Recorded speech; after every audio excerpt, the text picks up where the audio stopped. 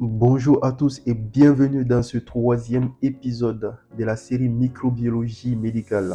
Aujourd'hui, on va parler des techniques de base du laboratoire utilisées pour identifier les bactéries. Trois grandes notions au programme: la coloration des grammes, les cultures bactériennes et les milieux de culture. Ce sont des étapes fondamentales dans le diagnostic des infections en médecine. On y va. La coloration des grammes.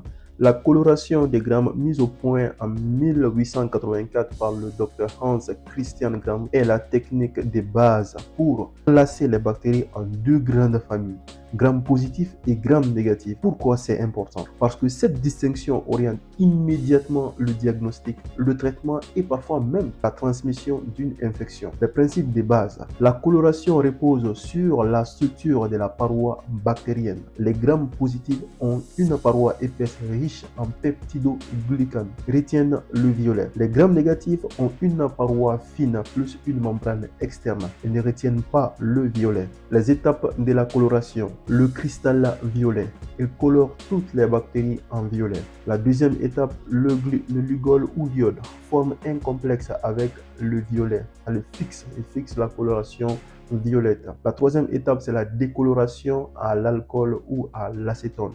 Les grammes positifs, leur paroi retiennent le violet. Les grammes négatifs, la couleur est lessivée. La coloration s'en va. Ensuite, on a une contre-coloration à la safranine ou fichine qui va recolorer les grammes négatifs en rose. Résultat à l'observation au microscope.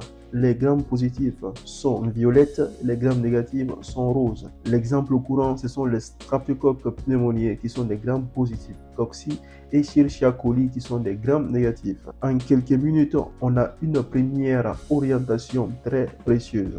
Les cultures bactériennes. Une fois qu'on a fait la coloration, on veut faire pousser les bactéries pour les identifier avec plus de précision. Mais pourquoi cultiver une bactérie? Pour obtenir des colonies pures, pour observer leur morphologie, pour faire un antibiogramme, test de sensibilité aux antibiotiques.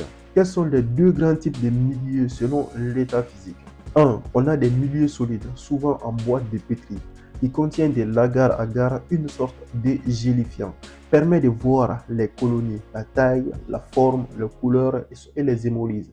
Exemple, une colonie de Staphylococcus aureus est souvent jaune doré et brillante. Les deuxièmes milieux sont des milieux liquides, bouillon de culture. Permet une multiplication rapide, utilisé souvent pour enrichir un prélèvement pauvre. Les processus standards. On prélève l'échantillon, le sang, l'urine ou du pus. On l'ensemence sur un ou dans un milieu stérile. On incube à 35 ou 37 degrés pendant 18 à 48 heures. Et ensuite, on observe les résultats. Chaque bactérie a des besoins différents, d'où le rôle des milieux adaptés. Les milieux de culture. Tous les milieux de culture n'ont pas le même objectif. On les choisit selon ce qu'on cherche. Les grands types de milieux. On a les milieux nutritifs. Le but, c'est de faire pousser un maximum de bactéries. Les exemples, on a les geleuses nutritives, le bouillon simple, le milieu enrichi. Le but, c'est de faire pousser des bactéries fragiles ou exigeantes.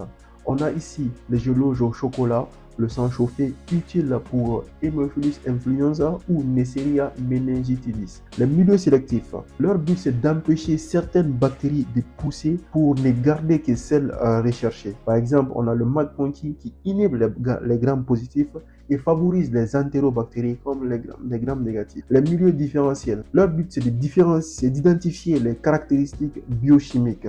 Par exemple, le geleux au sang montre des hémolyses alpha, bêta ou gamma. Illustration clinique simple, c'est comme des essais d'examen d'urine. On ensemence sur un milieu chromogène l'urine qu'on a prélevé et chaque germe colore différemment sa colonie, ce qui permet une identification rapide des germes. Ensuite, on réalise un antibiogramme. Pour conclure, la coloration des grammes oriente rapidement sur le type des bactéries. Les cultures permettent la croissance, l'identification et l'étude des bactéries. Les milieux de culture sont adaptés au type de bactéries recherchées. Ces techniques sont la base du diagnostic microbiologique en pratique clinique. Dans la prochaine vidéo, on rentre dans le vif du sujet, les cocci à grammes positifs comme les staphylocoques et les streptocoques. Si cette vidéo t'a été utile, pense à liker, à t'abonner, à poser tes questions en commentaire. Merci et ciao, ciao.